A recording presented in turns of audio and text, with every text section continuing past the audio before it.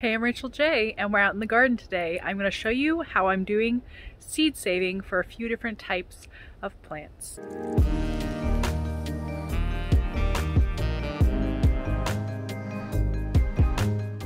There are a lot of ways you can save your own seeds from your garden. It'll be the free way that you can start your garden next year, and besides the economic benefits, the plants learn your climate and soil, and they'll be even more productive the next year from your own seeds. And of course, depending on what you're trying to regrow, it might differ on how you're going to save the seeds. So I'm going to show you a few different methods that I use today.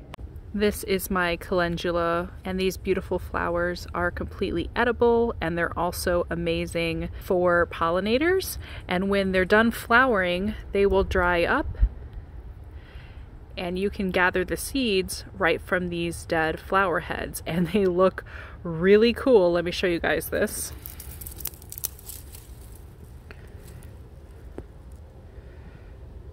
To me, the seeds look like fossilized snails. It's kind of creepy, but kind of cool. And I will pull a bunch of these and then save them to grow more flowers next year, and you can see that I will probably get a lot of seeds from one single flower plant.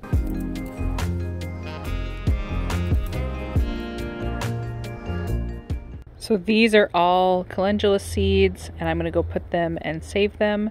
And you can see that I only have to buy these once, and every year I'll have a ton of seeds left over.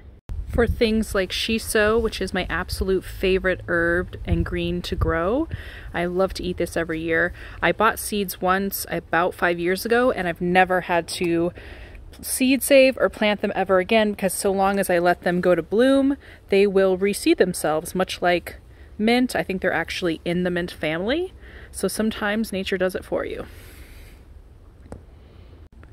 For peppers, I will normally let some peppers turn red. These are serranos, so they'll turn red, and then I let them dry out. Then you can just cut open the top of the dried pepper and shake out the seeds and put them in a seed packet. Or you can actually store them in the dried pepper until next year, which is normally how I do it. For fruits like tomatoes and cucumbers that are kind of liquidy inside around the seeds, you want to dry the seeds first before you save them. I'll show you guys how I do that when I take you back inside to show you everything that I'm saving right now. And all my heirloom tomatoes are coming ripe. It's pretty awesome. I still have lots and lots of cucumbers this year. I somehow doubled my record from last year, and I'm well over, I think, 210 cucumbers right now that we've harvested just from these 3 beds of cucumber vines. And just from a few moments in the garden, I've got 8 more cucumbers, some more tomatoes, and all of the calendula seeds that we just picked. Let me show you how I put these away and how I do my tomato seeds. Okay, we're back inside now, and I'm going to show you how I've been storing all these seeds away. My arugula seeds, my chai blossom seeds, and how I'm doing my tomato seeds. Here is my little seed saving station for 2020. I still have some peppers from 2019 left over, but pretty much I just harvested a few thousand seeds from my first round of arugula this year. So I had a lot of arugula that I overwintered, and I let it go to flower. After it flowers, it'll produce these seed pods. And once you let them dry, they'll be green at first, and once you let them dry, they'll turn brown, and then I just pull them off of the arugula plants. I've got thousands and thousands of arugula seeds, so I've got 2 full packets here, and they are really full to the brim with seeds. So arugula is a really easy one to save and regrow. And I absolutely love to harvest the seeds out of these. I don't know why, but I find it really calming. You could store them just like this, but I like to go ahead and open up the pods, and they're very tiny. So there's one of the seeds, and you'll probably get about 10 seeds or so per pod. So like I said, these are really prolific, and you're gonna get a lot of seeds off of letting some of your arugula go to flower. So I separate the seeds from all of the husks and the shells, and then I'll go ahead and put them in these little craft paper packets. If you look up on Amazon seed saving packets, you can get a ton of these for very inexpensive. I'll try to link to the ones that I used below, and I like to label them with what type of seed and what year it was. Most seeds are best the next year. Some of them will last for a few years. The other one that's really fun to harvest is I let my chive blossoms, instead of eating them all this year, I let some of them go brown, and then you'll see the little black seeds inside the blossoms. So if you let your chives go to blossom and dry, this is a dried chive blossom. You'll see inside there are little black specks. Those are all of these seeds, and they'll make quite a lot as well.